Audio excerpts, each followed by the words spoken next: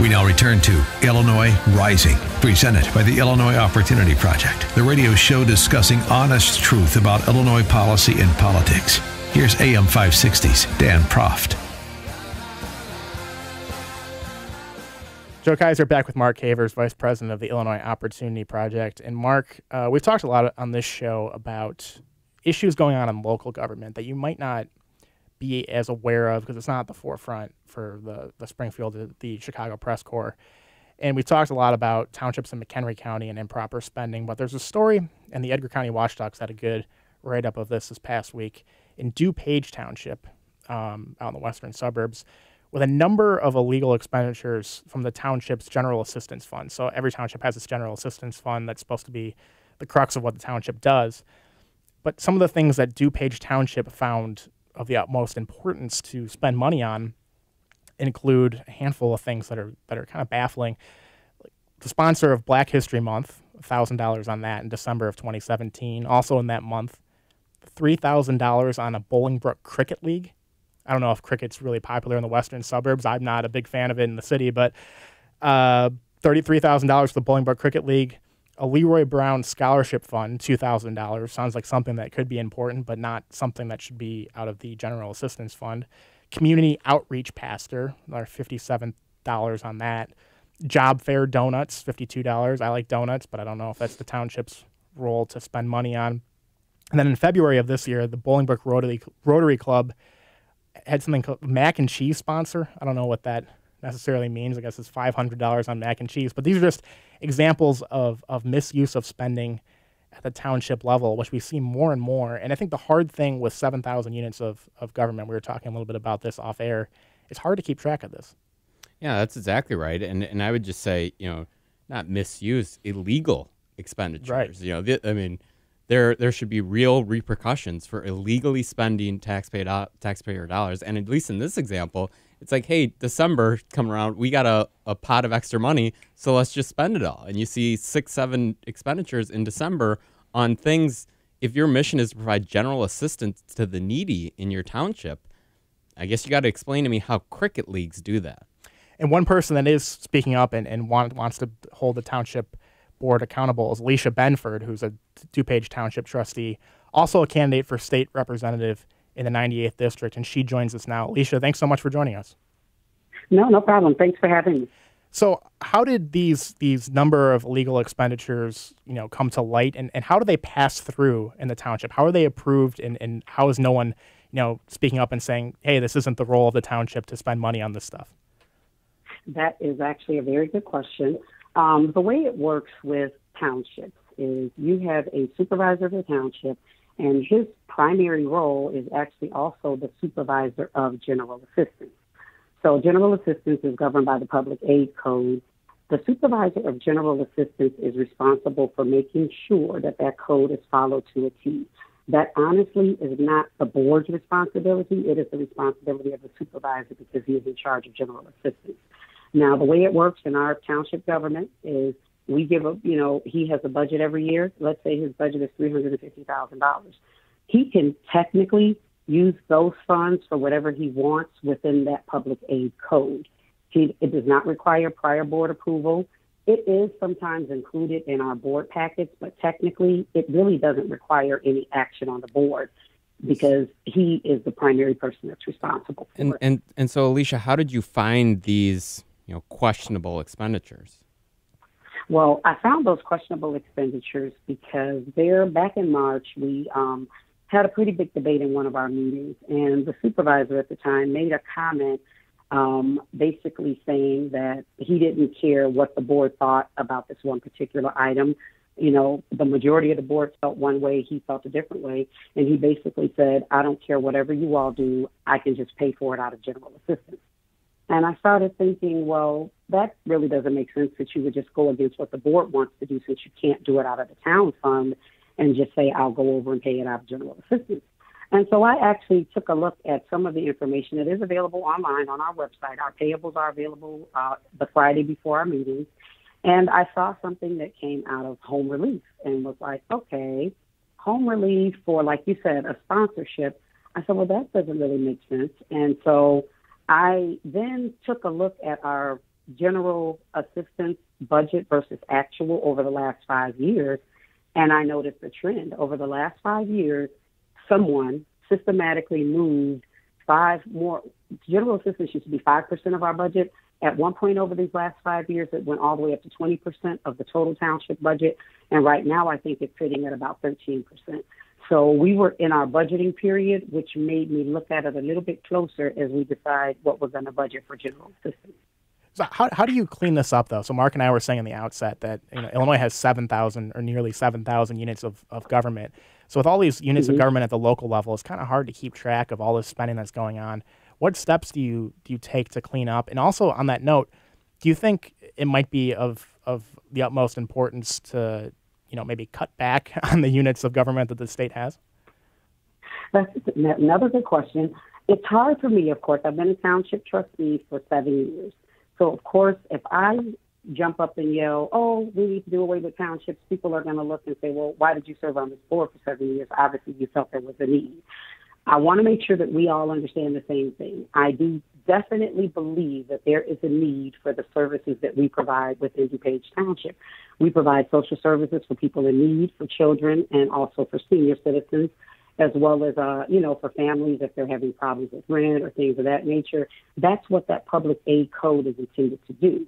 However, with township being the oldest form of government, there's certain rules that are written in that even if we try to overwrite that with proper internal controls, it's still not going to circumvent somebody that says, well, I'm just going to go back to the law and do what I want or not do what I want.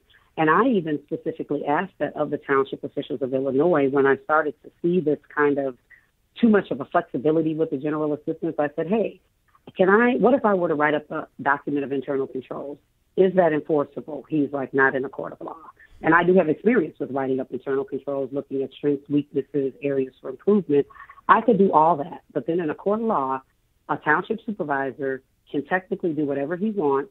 And unless somebody calls him to the carpet on it, like this has happened with Edgar County Watchdogs, you're going to continue to have that because people just aren't paying attention to it.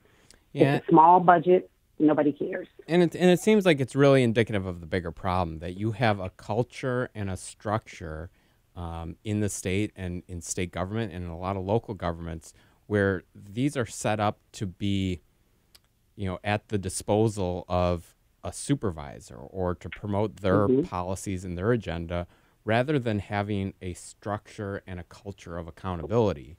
And, I know in your campaign for state rep, you were one of the first people to call out, Manley, or to call out Madigan to resign and ask Manley to join you.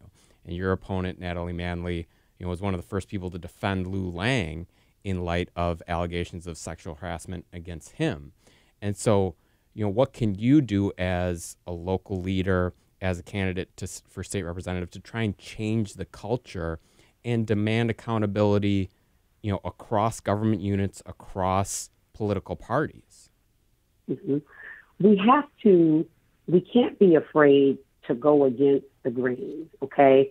Our township supervisor, our kids were friends in the first and second grade. My son's graduated from high school. That tells you how long I've known him as a friend.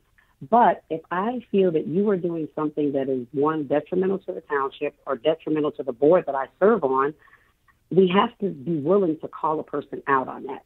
It should not be aligned with political parties. We've run on the same party ticket both times we've run our election. But if you're doing something that is illegal, unethical, not transparent, don't want to accept accountability for your actions, me, Alyssia Benford, I'm going to be that outspoken person and call them out. My opponent, Natalie Manley, she doesn't have that ability and flexibility because she lacks independence. She has had, she's been in office since 2013. She's had her last list, she only had 9 individual donors. All the rest of her money came from Chicago unions, not even areas out here in Bolingbrook, Joliet, Romeoville, where we serve. So if your money isn't coming from your constituents, not that that determines what you do, to me, it's being out there in that community and showing that support. Where are you forming those relationships that people are saying, hey, Natalie, we're going to hold you accountable in this area, if she's beholden to people like Madigan or Lou Lang to the point that she can't speak her mind because they're the ones that are funding her. They're the ones that tell her what she can and can't do. I'm not that type of individual, and I like to keep my independence in that respect. And I've been able to do that as a CPA for years, and I continue to say that I'll do that as a state representative as well. And so touch on that really quick. I mean, you have obviously a need in Springfield for courageous individuals who, like you said, are willing to call out bad actors or bad activity regardless of who it upsets or regardless of personal relationships. But then you also need people who actually know what they're talking about. I mean, in Springfield right now, you got art teachers, no offense to them, but determining the state budget, I don't know. And you have a lot of trial lawyers, property tax appeals lawyers.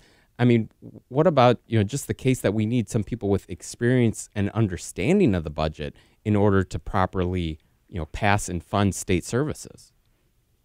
I agree with that as well. I title it Springfield shenanigans. It seems to be more of a tactic of let's deflect so people won't pay attention to what the actual issue is. So for me, I do agree that you need people that have that experience. We have some pretty significant financial issues in Springfield. And again, no offense to attorneys, no offense to art teachers, no offense to anyone that is there right now because, they're all public servants. We don't have enough financial people in Springfield that actually have the ability to do what needs to be done. And when I say ability is, I'm a CPA, my opponent's a CPA. I've been licensed and practicing as a CPA for over 20 years. My opponent practiced for 2 years before she became a full-time state rep. So she definitely does not have the experience that I have working with other governmental entities, helping them with their budgets, helping them with their internal controls, helping them understand how to do things in a more efficient manner, helping them understand where there is government waste that we can truly get rid of, being able to truly be a numbers person. That's what I am, and that's the experience that I bring to the table. Because my motto is numbers don't lie, people do. So if the numbers are there, we got to fix those numbers. And unfortunately, that is not what is happening in Springfield. Absolutely. And Alyssia, if people want to know more about your campaign, where do they go? What website? They can go right to my website at AlyssiaBenford.com, just like Alyssia Keys, but it's AlyssiaBenford.com. Gives a lot more information about me, my professional experience, and then I am, of course, all over social media. They can reach me on, Facebook at Alyssia Benford for Illinois State Rep. I have an Elect Benford Twitter handle, and I have Instagram as well. So any of those areas, they can reach me. My motto during my campaign is educate, advocate, and empower voters. So when I'm out talking to them, I'm trying to make sure that they understand it at whatever level they need to understand it at. Everybody doesn't always understand things at a CPA level, but finding out what their concerns are and helping them understand who the people are that are actually responsible for addressing those concerns so they can hold them accountable. Even me, when I'm in Springfield, to hold me accountable and to talk to me about those concerns, because that's the only way I can represent my district.